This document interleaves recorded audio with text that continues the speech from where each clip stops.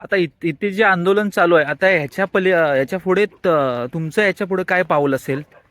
आता हे जे कोकण नागरी संघर्ष समितीचं इथं आंदोलन चालू आहे मागच्या 20 तारखेपासून, हे दोघं अशोक जाधव आणि राजेंद्र आंबरे सर बसले तिथे 20 दिवसापासून.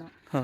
अगदी ते म्हणजे उन्हाचा त्रास इतका होतोय तरी पण ते कशाचीही पर्वा न करता त्यांचं खरं त्यांचं जगून झालेलं आहे, तरी पुढच्या पिढीसाठी आणि आपल्या सगळ्यांसाठी, आपल्या कोकणवासियांसाठी म्हणा किंवा चिपळूणवासियांसाठी त्यांनी एवढं हे करत आहेत. आपल्यासाठी सगळ्यांसाठी ते रात्रंदिवस इथं झटत आहेत, बसलेत, खाण्यापिण्याची त्यांना हे नाहीये, तरी पण ते इथे बसून आहेत, आपल्यासाठी ते कष्ट घेत आहेत. तर त्यांना सपोर्ट करण्यासाठी आम्हाला जे जे काही करता येईल ते आम्ही सगळ्या महिन्यांनी आता करणार आहोत. आज आम्ही हे सगळं फक्त ऐकून, दुसऱ्या मैत्रिणींकडनं आम्ही ऐकून इथे आज बघायला आलो. आज सत्य परिस्थिती आमच्या समोर आली. ते किती कष्टात हे सगळं करत आहेत, सहन करून सगळ्या गोष्टींना ते तोंड देऊन इथे उभे आहेत की नाही आम्हाला हे करायचंच आहे.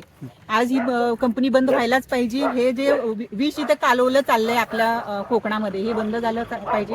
त्यासाठी हे जे आंदोलन करतात त्याला आम्ही सपोर्ट करू.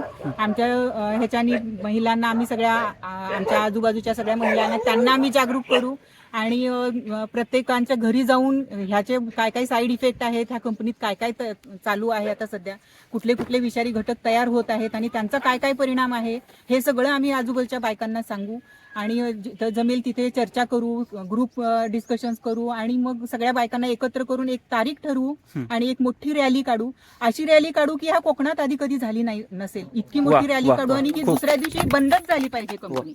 ह्याचा त्यांनी सरकारने विचार करायलाच पाहिजे. इतकं मोठं आम्ही काहीतरी करू.